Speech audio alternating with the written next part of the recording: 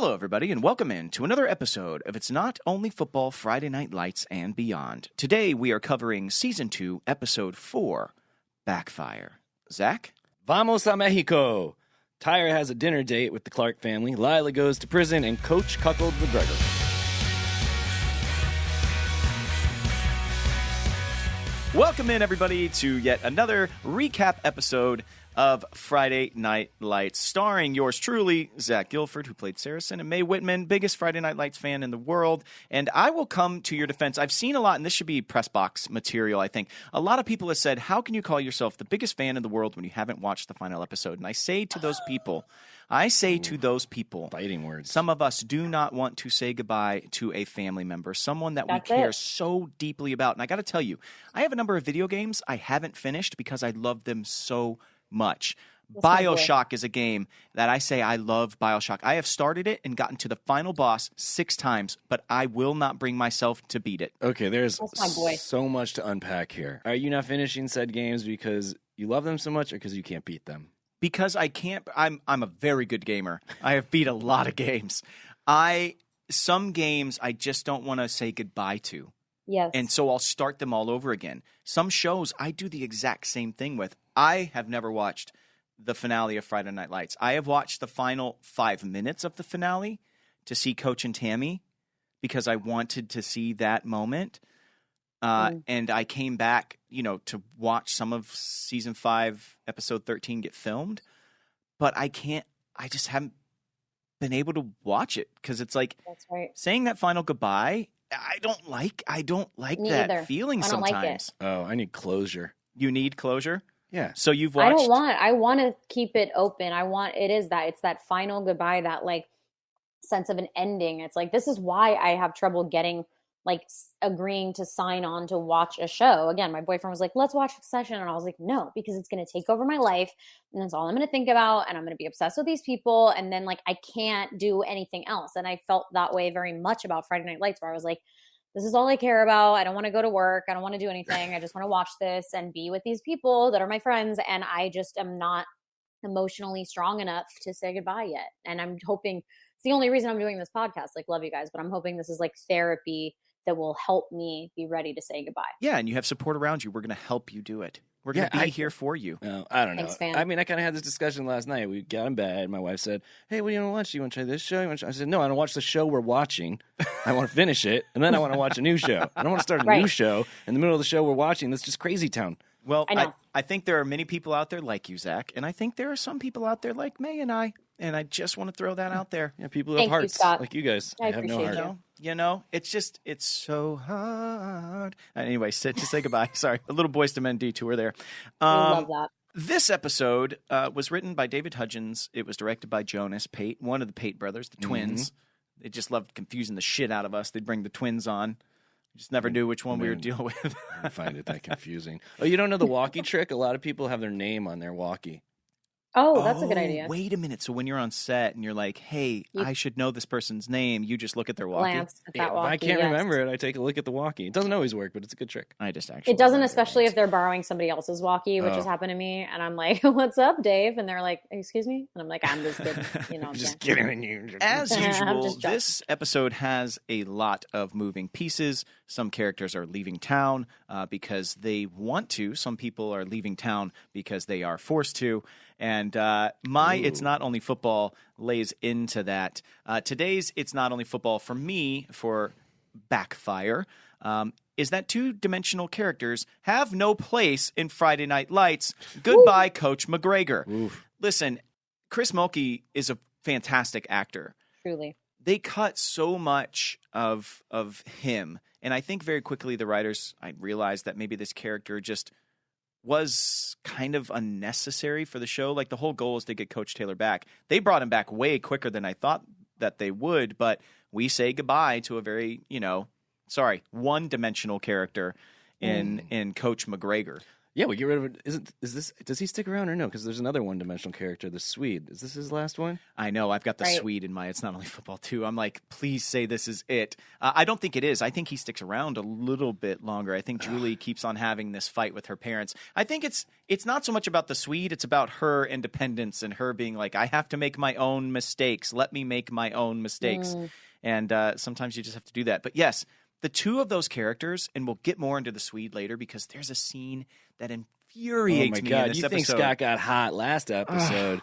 He's sweating. Ooh, I'm going to have to leave the room. This show I'm going to have to turn off my camera. This show is capable of giving depth to a character within 2 minutes of screen time. You never see them again, but you're wishing that they would have stuck around. Somehow, these two characters in the Swede and Coach McGregor just feel so out of place. And I think that's what's so jarring to maybe the viewers is that you have these one-dimensional characters who just do not belong on the show. And I'm glad we say goodbye to a couple of them here. What's your not? It's coming not only for people's football, paychecks. Zach. No. You don't deserve. You go away. Again, I want to say, I loved working with Chris.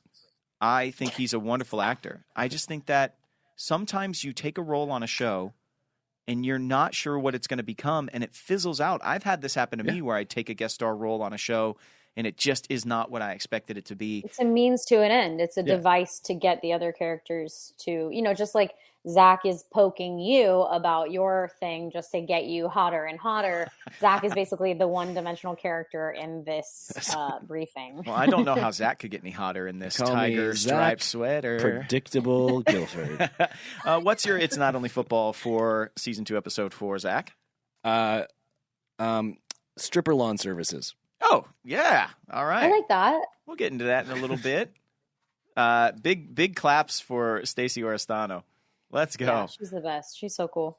May, what is your It's Not Only Football? My It's Not Only Football is just that I know that, the FDA and the confusion and the stuff and this whatever, but I just want to point out that sharks actually can truly have many properties that could potentially be very helpful in human health. And I looked that up. They have a lot of very incredible properties that could be super helpful when it comes to, healing wounds and there's issues of cancer and infections, and it could minimize need. I mean, I'm reading this stuff about these sharks and I'm like, Jesus, sharks have a lot going on. They have been around for like 1 billion years. Yeah, they're like dinosaurs. But let's also clear the air about sharks. What? They can stop moving.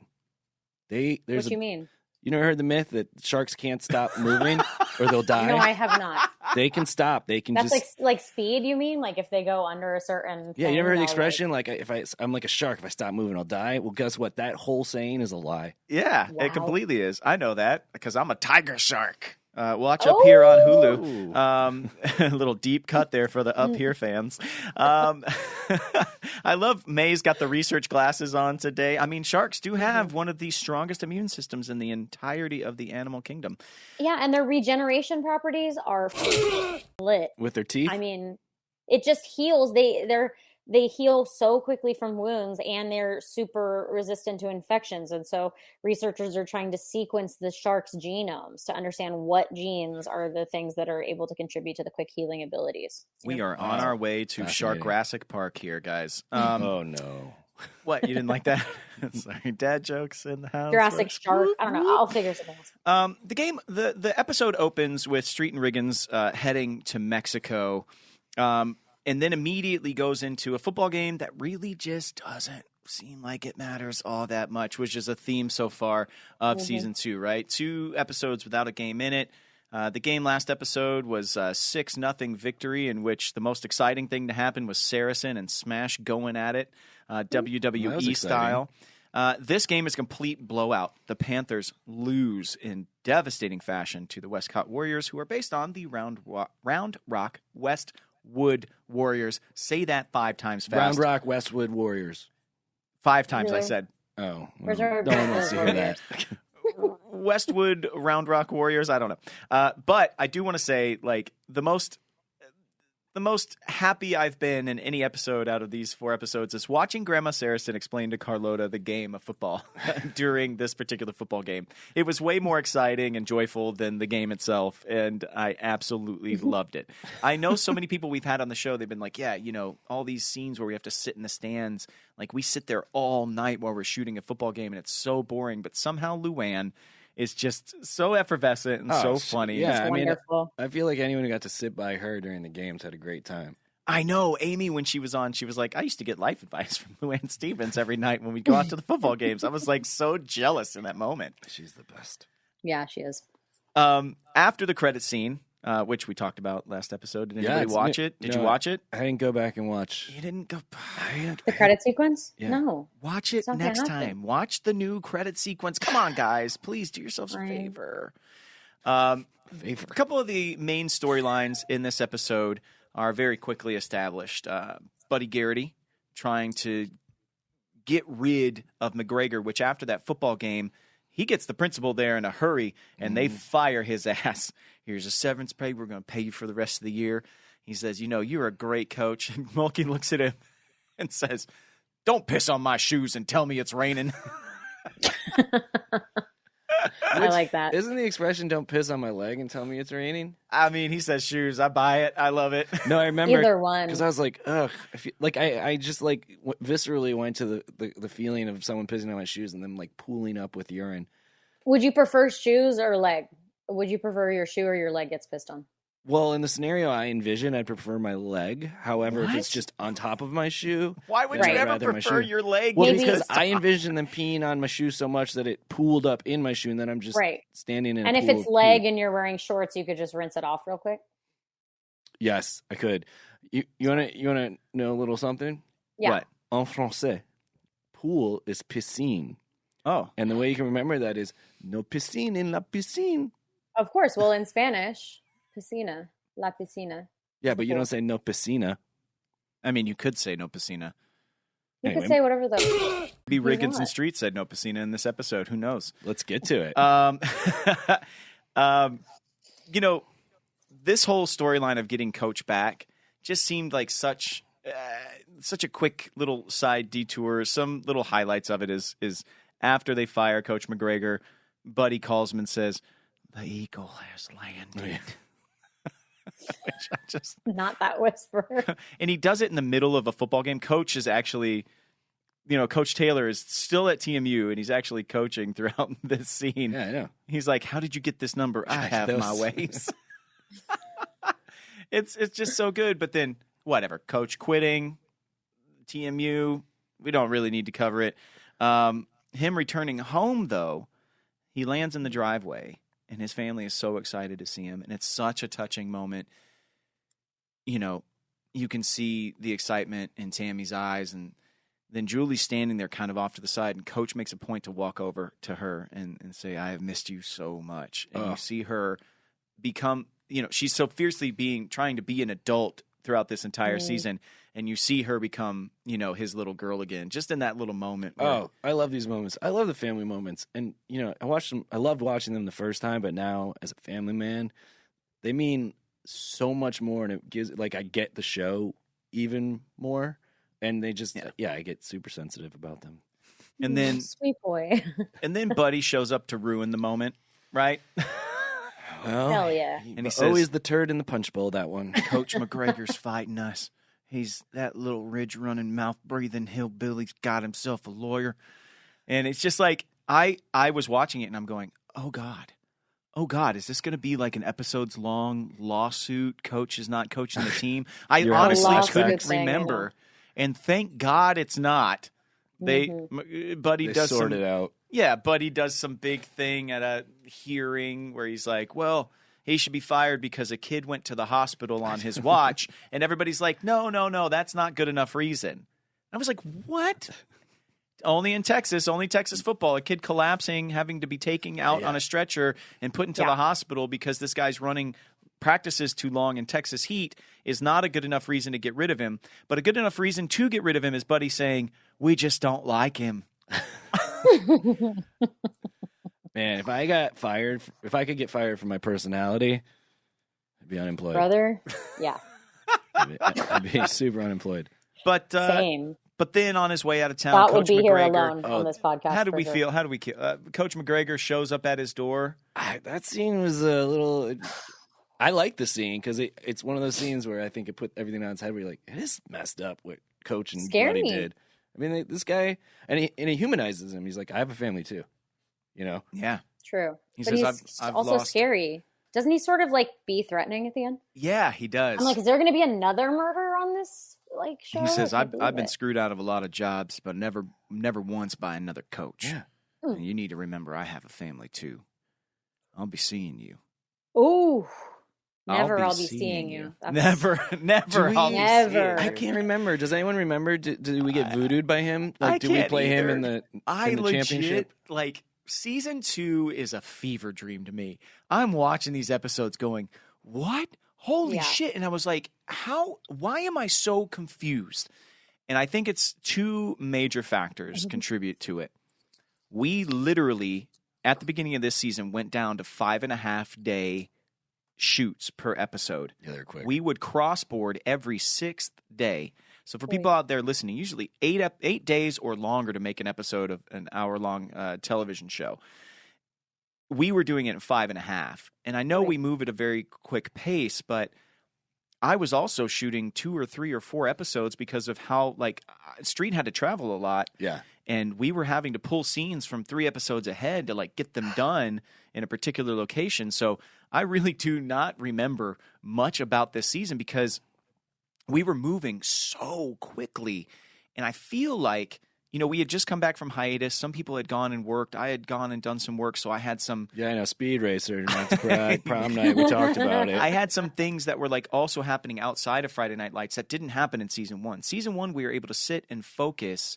Season 2 felt more like I was going to work and then coming home and doing more work for other things.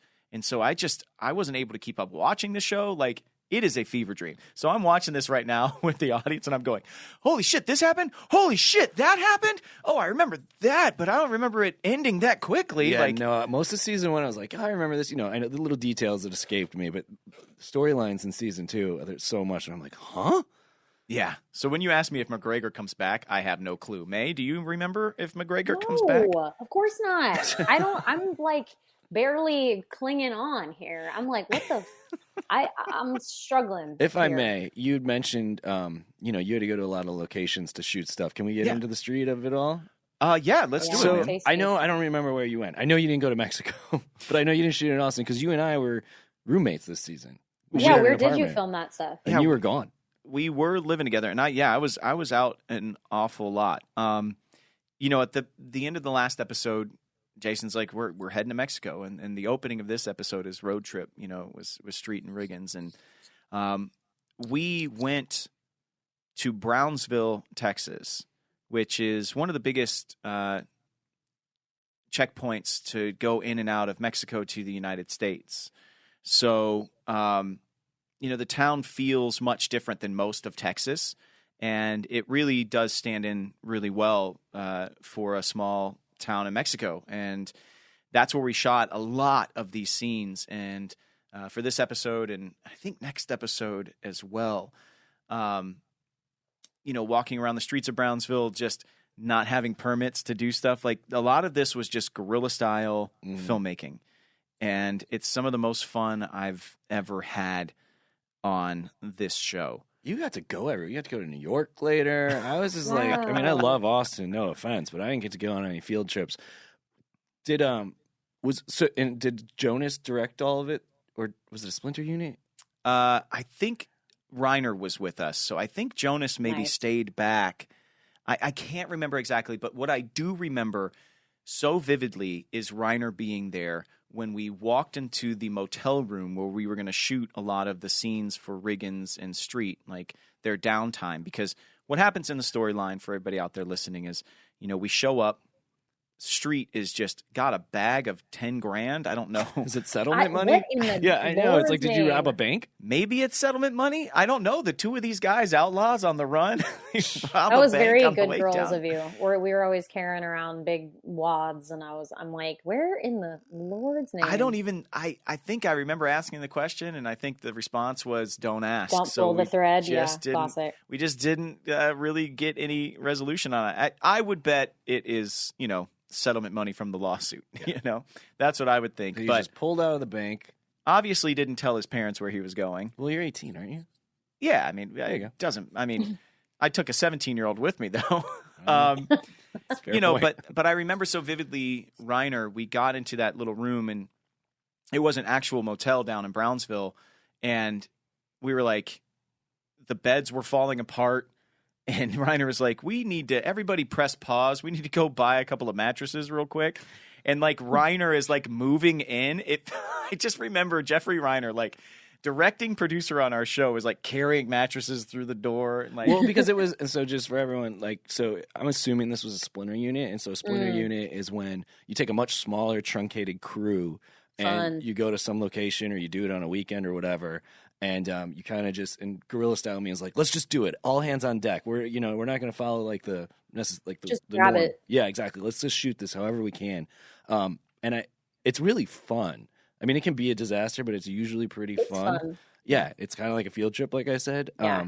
But I remember I actually had lunch with Reiner last week, and he was like, "Oh, remember when we used to just like 10 of us just go like shoot these Splinter Units?" He's like, "That's all I want to do. I just want to go make small movies with 10 people. Like, I'm so sick of these big productions." I mean, that's what we did, like our entire storyline in Mexico during this episode. It was all really small crew, really, really tight.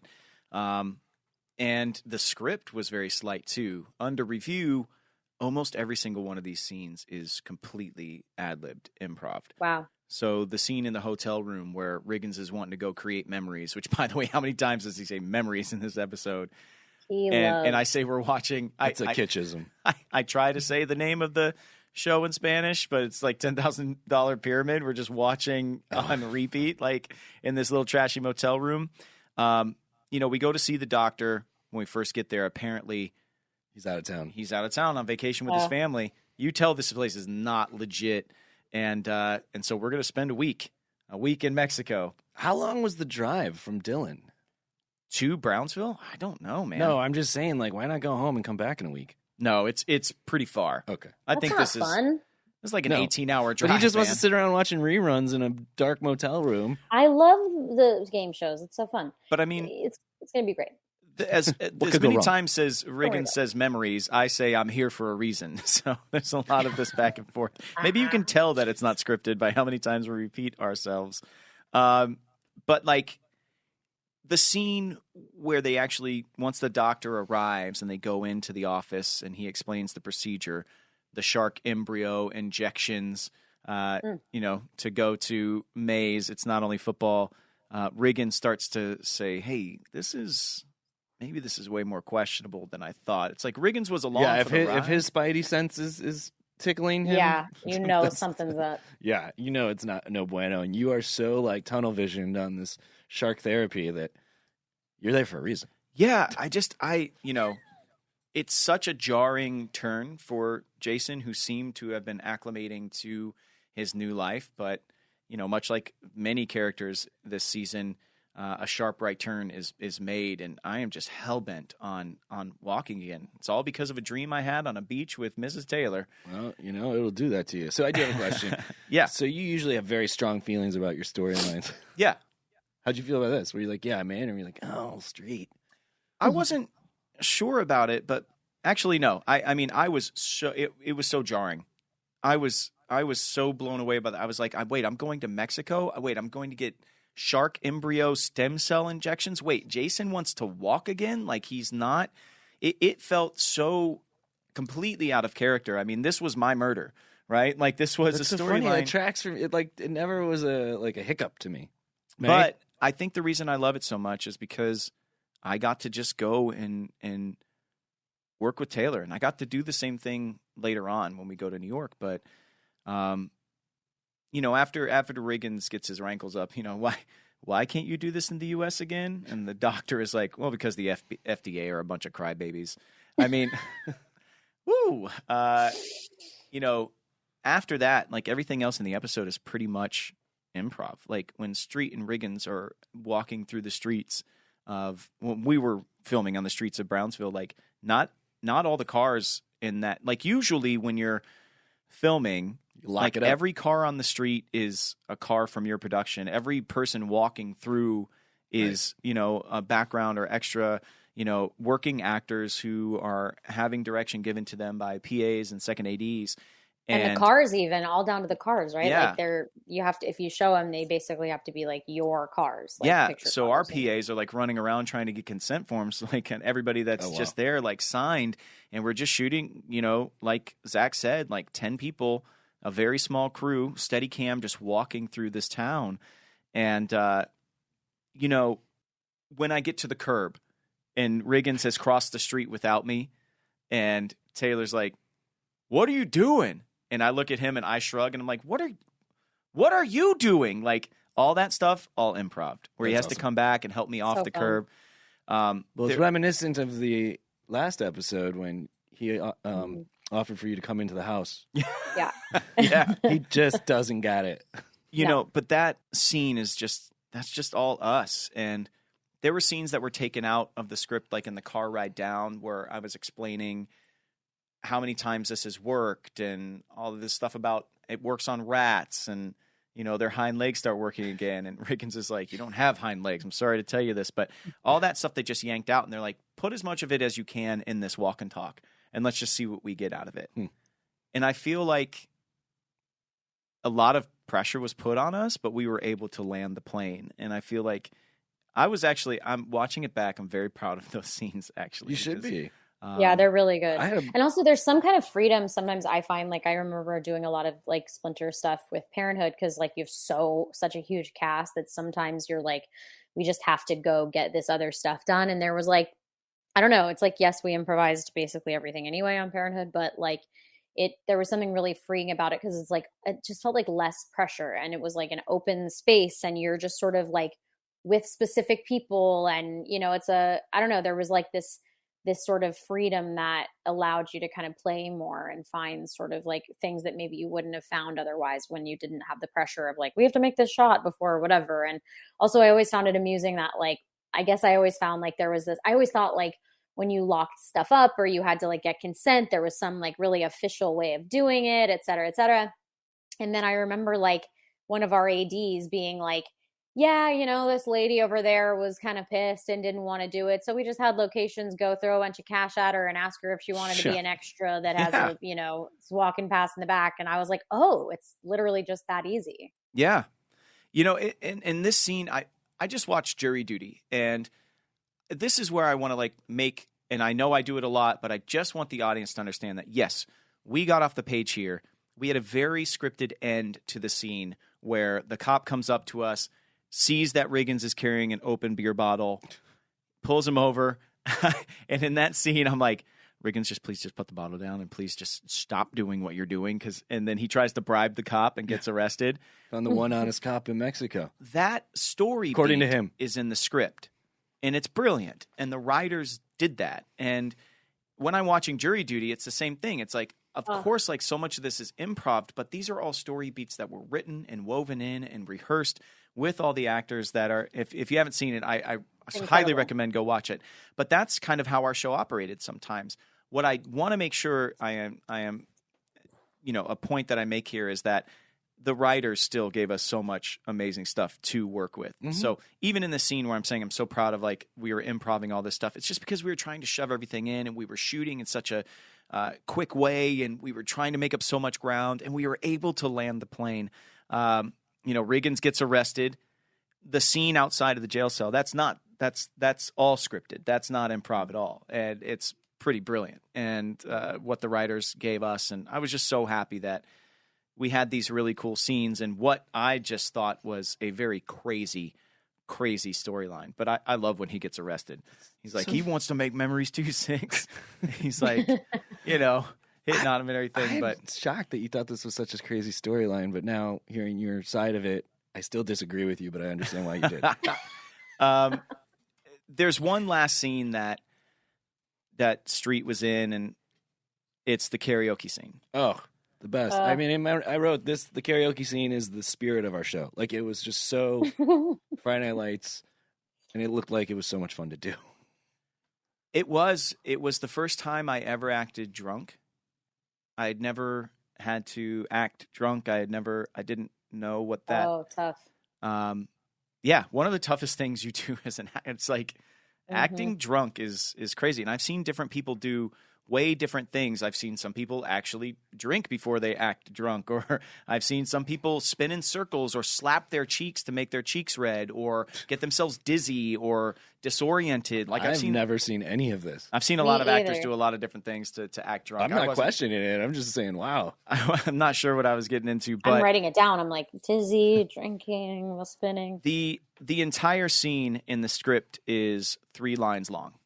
That's it. The entire karaoke scene is 3 lines long. But what are the lines? Can I hear them? It's basically, that sucks. We're at karaoke, we're cutting loose, and this one chick keeps on singing the same song over and over. And I say, oh man, this Mandy chick is relentless. And Riggins goes, yeah, but she's hot. The whole, here's to walking, and his response, no, here's to running.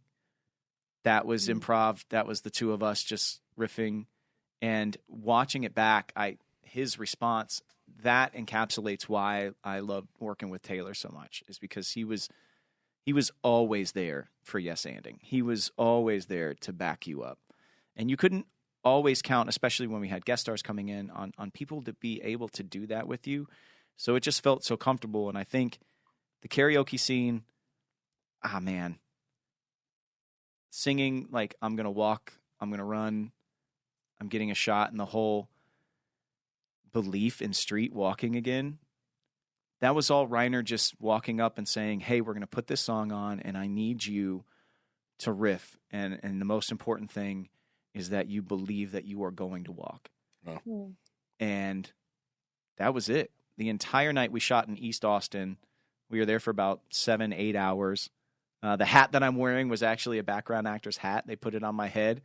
I think it was a mistake by the lady because she tried to take it back, and I was so sweaty. And she was like, no, keep it. I was like, all right. But yeah, you liked the karaoke scene, huh? I loved it. Everything I love about a good karaoke scene. Well, I mean, like I said, it's like, I mean, it's the spirit of our show, from the like fun of the like quote unquote karaoke, but like the actual stuff that's going on underneath it. And then, you know, here's to walking. No, here's to running. It's kind of like lines that could be so cheesy aren't, because they're found in the moment. You know, they weren't just like written in some writer's room around a conference table. Like, they work because they just happen. And I loved it. I love how well the show equips us to do what they ask us to do. And I'm just, you know, I'm in awe of every single person that worked on our show. You know, that whole karaoke scene could have been a complete disaster, but it was really cool. And like I said, it was the first time I was doing something, feeling, you know, acting drunk or any of that stuff. And Reiner and Pate were there, and Riggins was there. And what could have been a very, I'm not going to buy in because I'm a little embarrassed right now of what's going on, became something that, you know, I have faith in myself because people have faith in me to like do the thing. So anyway, you guys made some memories. Yeah, made some memories for sure. It's Not Only Football is brought to you by Progressive Insurance. Yo, whether you love true crime or comedy, celebrity interviews, news, or even motivational speakers, you call the shots on what's in your podcast queue, right? And guess what? Now you can call the shots on your auto insurance too.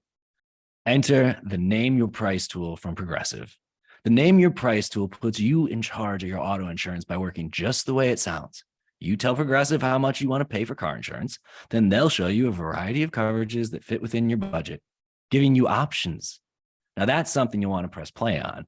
It's easy to start a quote, and you'll be easy to choose the best option for you fast. It's just one of the many ways you can save with Progressive Insurance. Quote today at progressive.com to try the Name Your Price tool for yourself and join the over 29 million drivers who trust Progressive. Progressive Casualty Insurance Company and affiliates. Price and coverage match limited by state law. Let's move into other memories that people wish weren't made, and this is the troubles that are still being had in the Taylor household. Ugh. You want to? It's gonna get steamy in here. It's your girlfriend. You talk about it. She's not my girlfriend. She dumped me. Well, that scene where she goes to the Swede's house was so heartbreaking to me. It was like looking around that house and seeing like, and for this girl to be like, wait, this is where I am. This is what I'm doing. I think it was one of those scenes where Amy, without saying a ton, did so much. mm-hmm. Yeah. Through this whole episode, both her dad and her mom in driving lessons are definitely questioning her or sharing their wisdom and their experiences. Coach is way more blunt about it. He's like, that was good. You stopped at that stop sign. Now you just put your blinker on. And what's happening with the Swede? She's like, oh, did mom give you cue cards? Whereas Tammy, they're having an argument in a parking lot, and then she says, just pull over and just listen. And she tells her the story, which I feel like we've heard before. Julie's worst nightmare comes true when she goes to the Swede's house for that scene, like you said. He's like, oh, yeah, that's right. We were supposed to hang out tonight. Right? The old Swede imitation. God, it's soaking wet. Just why are you so stand wet? How wet he is. You're obsessed Why? He's with just his sitting wetness. in his house eating cereal. Why is he wet? Well, he just got out of the shower. Humid. Yeah, we were all sweaty. Doesn't believe in air conditioning. You can't You know afford that it. guy's a Gemini, right? Can't Shaky afford Graves. it. He's a musician. Who plays that Swede? His musician. His name's Shaky Graves, and he's a Gemini. So go ahead. It blew up. His band blew up, and that's great. Listen, I have nothing. Wait, his against... real name is not Shaky Graves. No, but that's his stage name. Okay. But the Swede, aka Anton, which we finally get his name. Julie shares his name, but he's just like, I don't know why Julie is interested in somebody that speaks to her the way he speaks to her. I don't know. I don't get it, and I hate him with just like a Madeline Kahn in Clue, flames on the side of my face, like passion. Yes. Good reference. Flames on the side I'm of my here face. for a Madeline Kahn reference anytime. But when she goes home that night, much like she fell into her dad's arms when he comes home and he's officially home for good, and he says how much he missed her. She does the same thing when she goes home after that scene with the Swede to see her mother. And Tammy doesn't say a word and just lets her. I didn't ever in life. I think I know your relationship to your parents, May. Yeah. I never really had nothing. Not my parents' fault. My fault. Got in my own way. But I don't remember a lot. I didn't have any of these moments, and I'm not faulting them, where it's like, oh, thank God you're here. Like in my heartbreak, I would go hide in my dark room. I wouldn't talk to my parents about it or anyone. With your Bright Eyes album. But I was a Dave Matthews fan, okay? So just put on some Crash Into Me and cry. But one thing You're like the space between. One thing I bet you did have was just mistakes that you made, and then the need to have someone just be there for you and support you through the mistakes. And Dave Matthews was that person. And that's why I think part of why I love these scenes, I think it's something that I learned later in life, that in these moments I need to open up to people, to let them have my back, to give me a hug. Did that affect your thing later? Because if that wasn't your inclination as a teenager, did you find later in relationships and whatnot, it was not something, it was harder to let your guard down and ask for help and support? Oh, 100%. That's why I go to therapy. Yeah. Better help, baby. Somebody else that is trying to open or further their horizons is Lila. Oh my God. She goes to a juvenile detention center I don't know why. I don't know why. A 17-year-old girl is either. going by herself. I mean, it's Christian outreach, you know? She's part of this. But a group. Yeah, but do Yeah, prisons like a just group. let 17-year-old girls come in and lead a group? No. I don't know, but how else were we going to get Santiago on the show and unless we sent her there? So, I mean, it's pretty much just, means to an end. Well, then we also Smart. needed the convenience of him, being released right as she's driving out. I know. It was all so... it's just happy coincidences. Just a couple of happy coincidences Sometimes here on the life show. works out, you know? You know, the whole Lila, I was really into Lila trying to find her way and using like spiritualism and religion as a way to calm the storm that was raging around her father and her mother splitting, everything at school just going topsy-turvy, her quitting cheerleading. I was really into all of that. She does not truly understand what she is doing, though, and it's so obvious when the guys at the detention center start asking her questions. You know, if God is so great, why do we have war? Why am I here? Why does that guy's dad beat the shit out of him and his sister all the time? Why are we the way we are? Why are we put in this position where the only way we can make a living is selling drugs on the corner? Like, all these questions she's so ill-equipped to answer. Yeah. You would think that before she goes out and starts doing this stuff, she would spend some time and actually learn, or have tools to be able to access for these very tough questions, because what she's doing is a very difficult thing. But it brings Santiago into the fold. Like you said, she shows back up to put her money where her mouth is and help him out.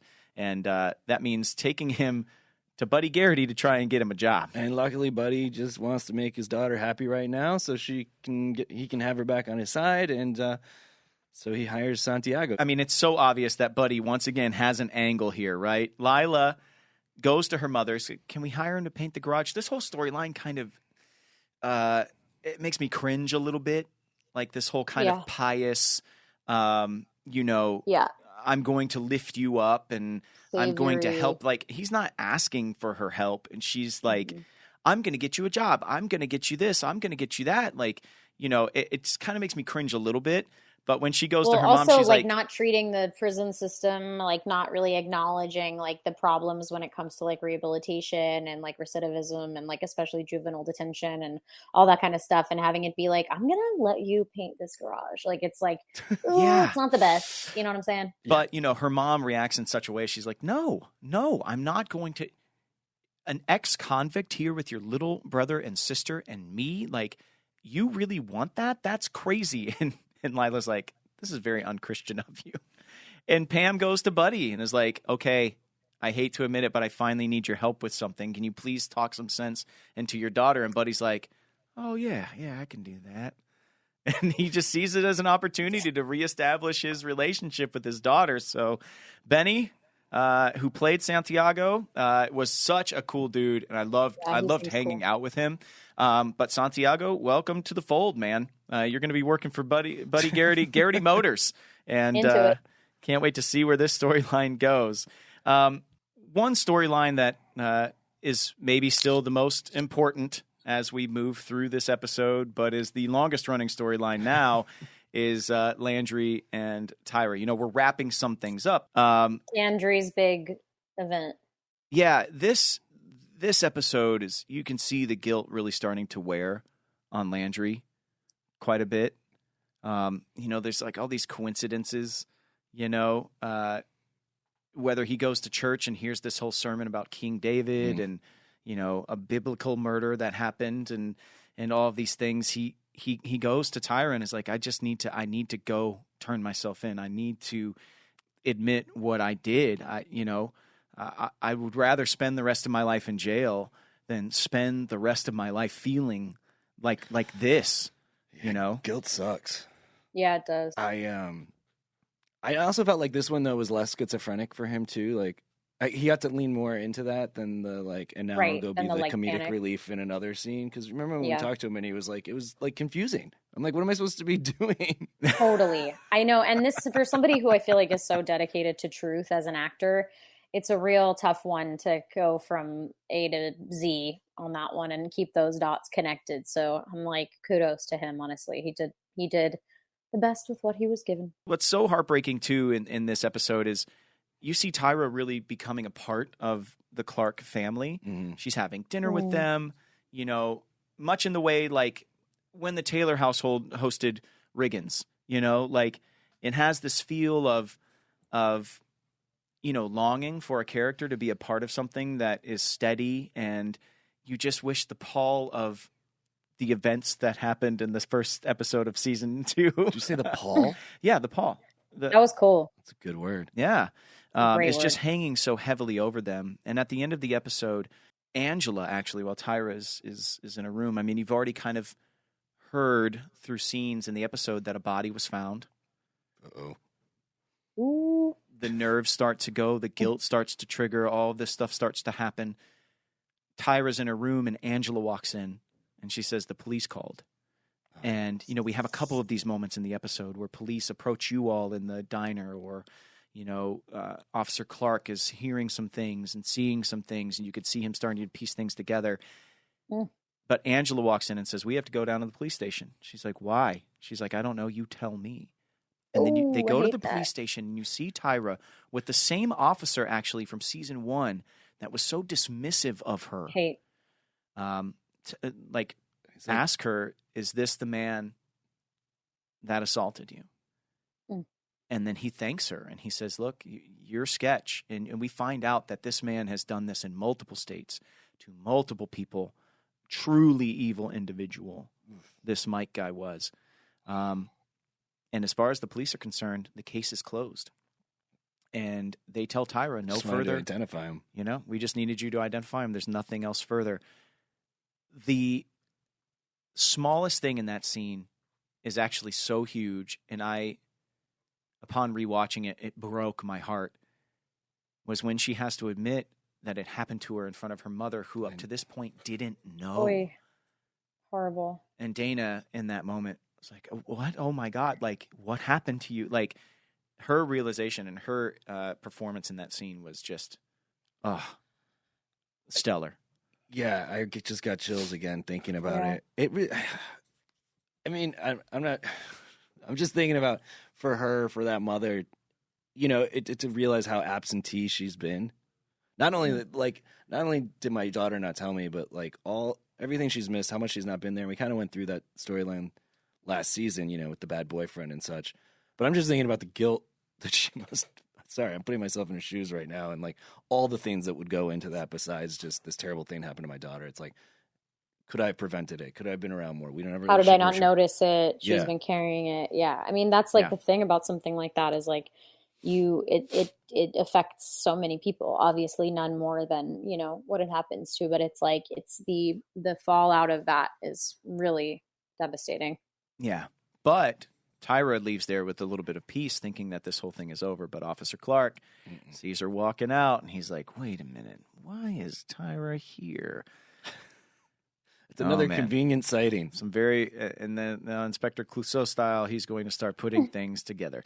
The last thing, and the thing that should be celebrated the most, is throughout this episode, you know, Buddy is, again, putting the wheels in motion to get Eric Taylor back. And thank God it happened so quickly. We don't drag the McGregor thing out any longer. No. And at the end of the episode, he walks into the locker room, says a little speech, and it feels like our show again. Yeah, that's for sure. I missed him. Yeah, it's back. I need it. Well, also, like, I think that's partially why we talked about how there hasn't really, football's been such an afterthought at the beginning of this season, and I think it's because Coach isn't there, you know? Right. And we had to, like, have all these satellites. And the weird thing, too, sorry, I just have been thinking about it. We haven't been at school in forever. Like, Riggins takes days off of practice. He goes down to Mexico. Lila's going to prison to hang out with people. I'm just eating burgers sometimes. I mean, not that they want to see us in class, but it seems like we have no responsibilities. We're just living our lives. It's not summer break, guys. We got to go to school. We got to get back to school. We need to get an education. Hey, Dad. I've actually got a couple of overtime things, and I'm going to let you guys go first, and then I'll just do some cleanup on the backside. Does anybody have any overtime points for this episode? Zach or May? This is a little behind the scenes. I remember these last two episodes, I was like super light. Yeah. And I miss you. I miss you too. Thank you.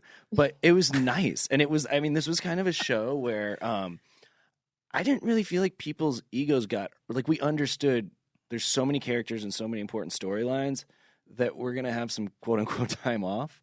And it was kind of like nice and fun to like see other people like take the reins, if you will. Not that I was taking the reins of the show before, but it was just my first time on a show where it was like, oh, Zach, you're not that important right now. And it was like, it didn't hurt my ego at all. And it's really served me on other jobs that I'm like, it's about the story. It's about the project. It's not about like me. Yeah. There's a number of scenes in these scripts with you and Smash constantly.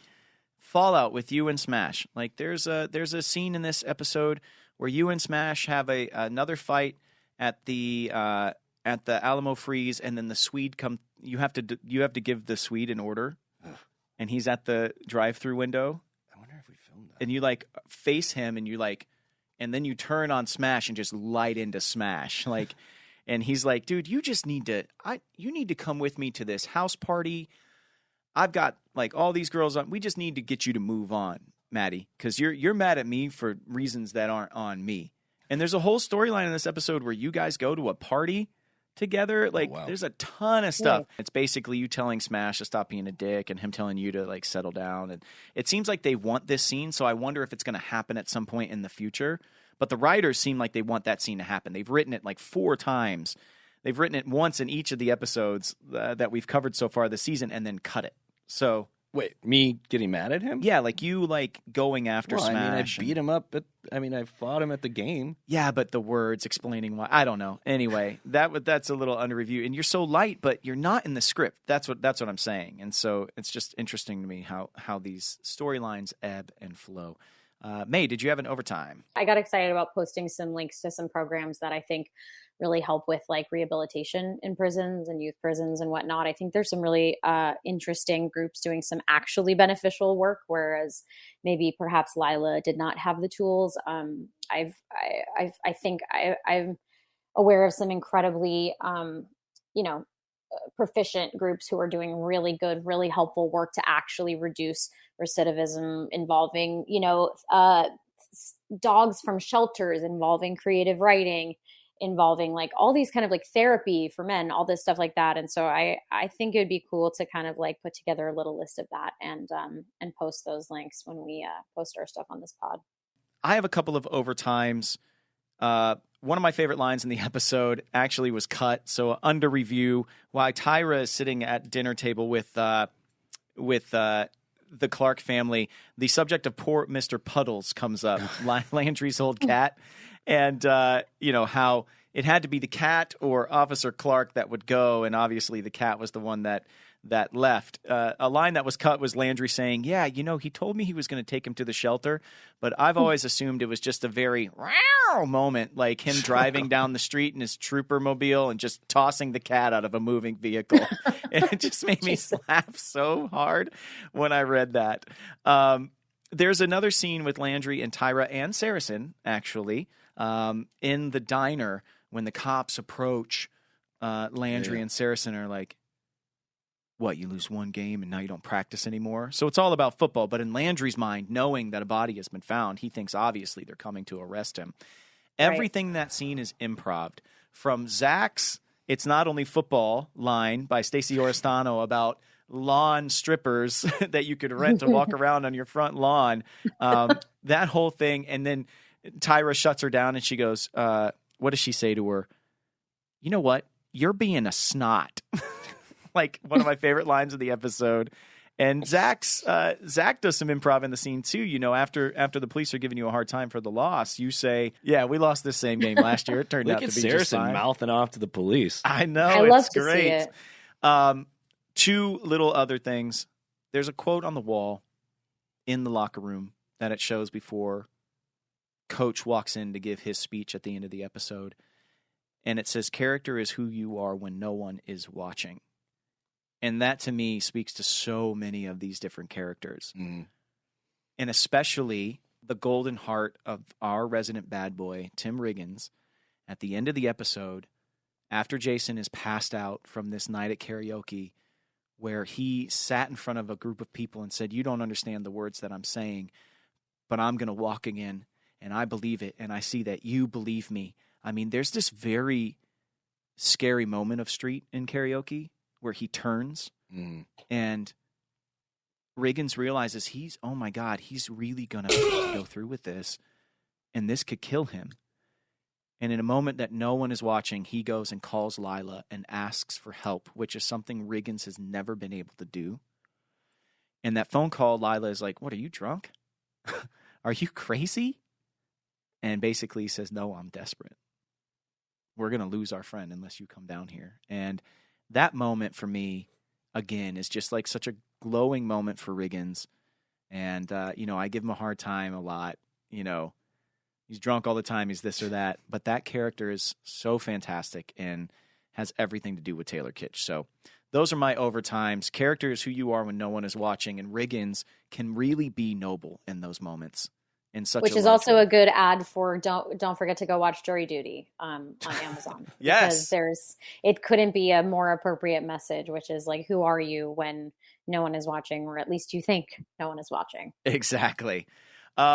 That's going to do it for today. We want to say thank you so much. If you're liking the episodes, please go to the Apple Podcast rate and review section. Leave us a comment. If you do have questions, we would love to start getting back into the press box stuff. So leave them in the YouTube comment section or the rate and review section over at Apple Podcasts. Also, hit that subscribe button. Let everybody you know out there know about the show. We'd like to share this experience with as many people as possible.